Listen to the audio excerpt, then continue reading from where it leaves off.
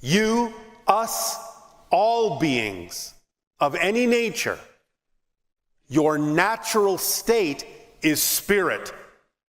That's where you are right now. Right now. You have never left spirit. That's where you reside. That's your natural state. You are pretending to have left. You are dreaming that you have left. And that is called physical reality. Physical reality is a dream that your greater spirit, a part of your greater spirit, is having right now while you are in spirit. You're there right now. This is why, very often, when people pass on into spirit, you wonder, why don't they come back and say hello? Sometimes they may. But understand, you're there with them. They're not missing you. So the idea is they may show up now and then to remind you that it is only a portion of your spirit in the spirit realm that thinks it's not in the spirit realm anymore. Because that's all physical reality is. It's a projection of your consciousness. It's an illusion for a specific purpose of experiencing yourself in a certain way so that you can forget that you're a spirit, forget what you know, so that you can learn new things and discover new perspectives of yourself so you can change and grow in a very specific way. That is how creation expands. The structure of existence never changes. It is what it is. But your experience of it, your relationship to it, your perspective of it constantly changes. That is how creation grows. So the idea is you are experiencing physical reality and you are learning new perspectives, new discoveries of yourself from new points of view, allowing creation to expand in that way, in its relationship to itself, through all of you, through all of us, through all that is.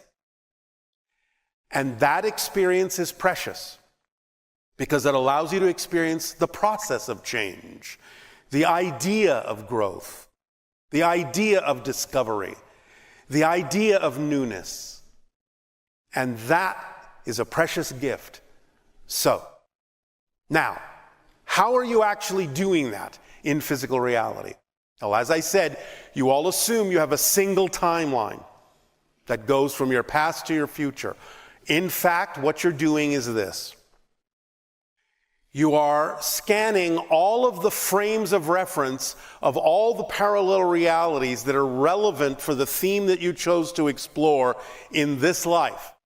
And you are drawing down and plugging in and unplugging from and connecting to and disconnecting from all the frames and parallel realities that are relevant for this theme.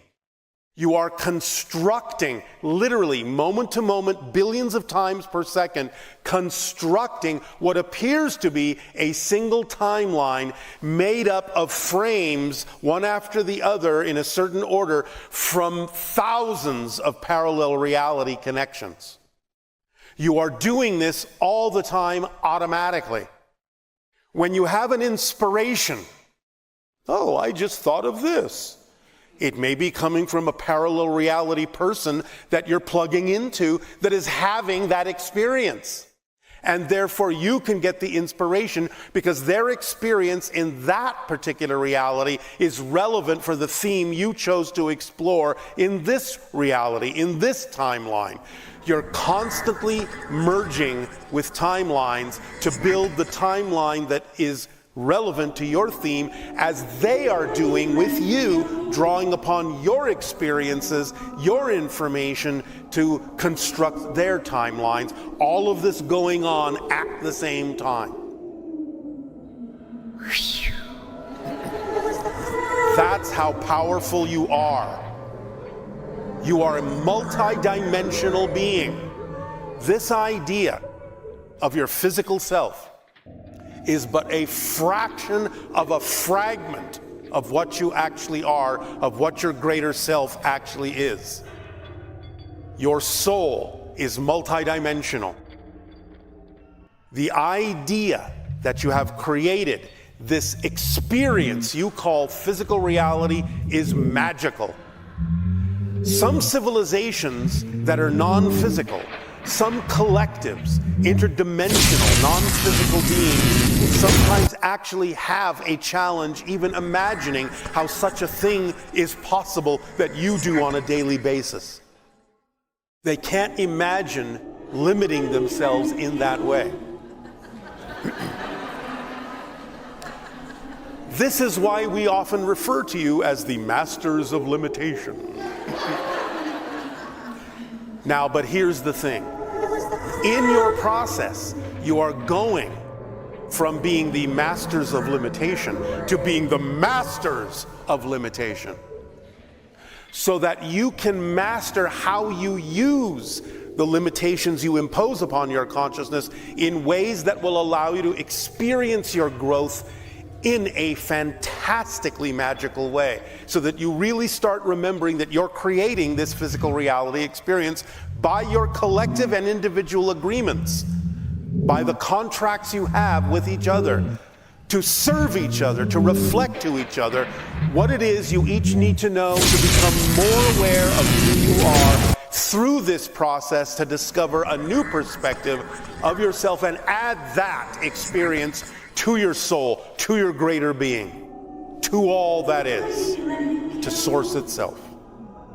Because you are all and we are all and everything is reflections and aspects of all that is, experiencing itself in all the ways that it can, in all the ways that it is. Nothing is by accident, it's all an orchestration. Synchronicity permeates everything you experience, whether you know it or not. This is all an orchestration. When you are walking down a street, all the people that you see walking down the street around you are not there by accident. It may be differing in degree of relevance as to what their presence means to you or what your presence means to them, but it's not an accident. You are there because you're serving to support the greater whole picture, to allow someone else or yourself to glean something from the experience of being there at that exact place, at that exact moment in time. The orchestration is amazing, precise, unerring. When you are stuck in one of your so-called traffic jams, it's not by accident that you're there. So take the time to look around. The people that are next to you in their automobiles are not there by accident. Again, it may not necessarily be that relevant for you at that moment, or maybe you are learning some lessons. Here's one example. Again, by being in that traffic jam and not moving forward very quickly, how do you know that 5 miles down the road, if you had been going at full speed, you wouldn't have gotten into an accident that killed you? You don't know. But what you do know is that there's a reason this is happening. And again, it may not necessarily have that much to do with you, but it has to do with you in your willingness to support someone in that grouping who does need to learn something from that experience. That's the willingness to serve that you all have on a higher level. Bring that willingness to serve down to earth, and you will be served as well. As you serve, you are served. It's just like what we have said by analogy. Each and every one of you is like a little puzzle piece. And when you all fit together, you create the big puzzle picture that supports all of the pieces within it as the pieces support the whole. If you are willing to be the puzzle piece the way you were intended to be shaped, the natural shape you are, and not trying to be a different shape that you are not, you will fit with all the other shapes willing to be themselves, and you will create a harmonious whole. Remember, unity and harmony are not the product of being homogeneous. Unity and harmony are the product of validating the differences that each of you beautifully are, so that all the differences fit together and create the whole picture. Diversity is the key.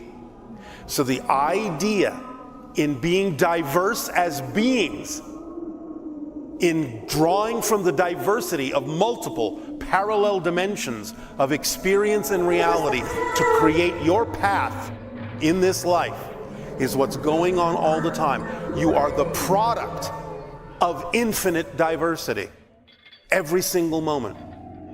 Billions of times per second are you redefining yourself. Literally billions of times per second are you going back to zero. Whatever the definition is in the next moment is what your reality is, changing the future and the past. Every single moment, billions of times per second. You are that free to go to zero and redefine yourself every moment. When you collectively gather and you have an agreement that you are in this powerful electromagnetic vortex that can act as an amplifier and a reflector and a magnifier for the energies that you bring into it. You have to understand, based on what we're telling you now, yes, in a sense, you can say, well, yes, Sedona is a vortex. You are the vortex. You are creating the energy. It is representative of your collective agreement about what you're truly capable of. What you're truly capable of creating with each other by serving each other and reflecting to each other what you truly need. There's that word again, what you truly need to be yourselves, to have a life of fulfillment and a life of joy. You deserve it. You're worth it. Do remember, all of you are worthy by the fact that you exist, because creation doesn't make mistakes. And if you exist, that means you're worthy of existence. It means creation needs you to exist for it to be all that it is. Those of you who might have experienced the idea of believing in your lack of worth, you're arguing with creation, and you will never win that argument because you cannot stop existing. So, don't keep pounding your head against the wall, I'm unworthy, I'm not deserving, because creation will never acknowledge that, ever. You cannot stop existing. Existence is your natural state. There is no room in non-existence for anything that exists. Non-existence is already full of all the things that will never exist. I'll put it another way. Listen carefully to the definition. Non-existence is its quality. That means non-existence doesn't exist. Existence exists. Non-existence doesn't exist. That's its primary quality, to not exist. So there's nowhere for you to go. You may change your form, but you cannot stop existing. That is your natural quality. It's the quality of existence itself. And what you call, what you experience as unconditional love is just your way of recognizing the actual frequency of existence. That's its core frequency, what you call unconditional love and support. You are constantly unconditionally supported by existence in whatever way you say is true for you. Fear-based, you're supported in it. Joy-based, you're supported in it. Because the support is what? Unconditional. Look that up in your dictionaries. It means no condition, none, zero. What you say goes. It's in your control. It's in your hands. Your greatest power is the freedom to choose. So choose who it is you prefer to be. Act in the way you prefer to act. Be the living example for others, to give them the option, the choice, the opportunity to see that there may be a more joyful way to live. It doesn't mean they have to buy into it. It doesn't mean they have to match your frequency. But at least give them the choice.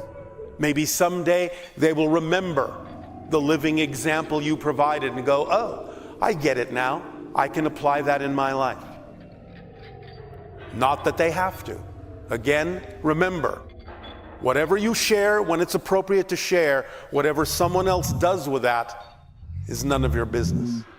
Because you don't know their path. You don't know what they have determined they need to experience to get where they're going. But just give them the option. Give them the choice. Let them decide when and where and how to use it. Remember, there's no rush. There's no hurry. You're all eternal, infinite beings. No hurry. Somewhere, somehow, somewhen, you'll get it. You don't have to get it now, but you can choose to. It's up to you. I guarantee you that when you do, your lives will be a lot smoother, a lot more joyful, a lot more creative, a lot more loving, and a lot more serving of all that is, that allows all that is to reflect that service back to you.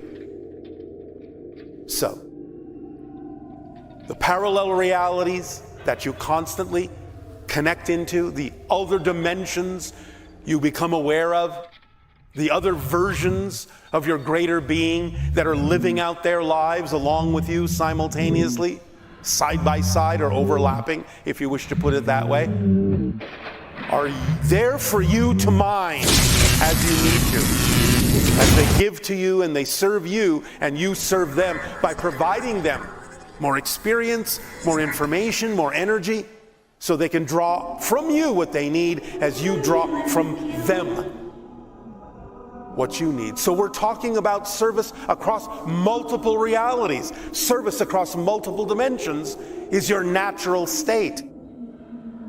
Bring that down to earth.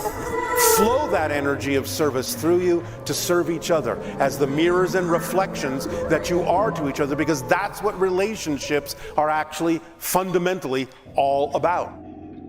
That everyone in the relationship reflects to the others what they need to know to become more of who they are, as they do for you.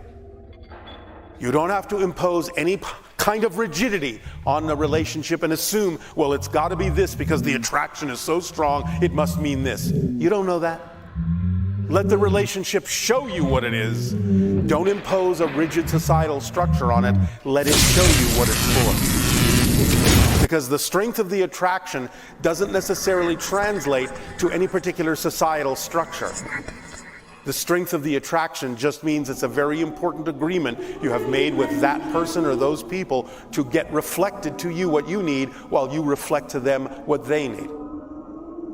That's what the strength of the attraction is about. It doesn't mean you have to get married, because you're already married to them in the agreement you've made to serve each other. It doesn't have to take the societal form. That's up to you.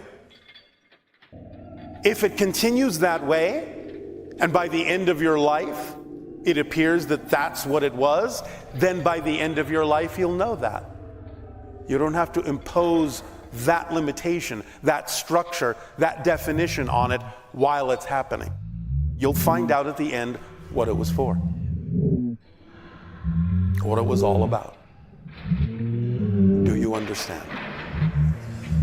Does this serve you? We thank you for allowing us to share with you this day, and for the upcoming transmissions we will share with you as well. And in return for the gift you have given us in allowing us to serve you this way, I ask, how may we continue to serve you? You may begin with your dialogues and questions if you wish.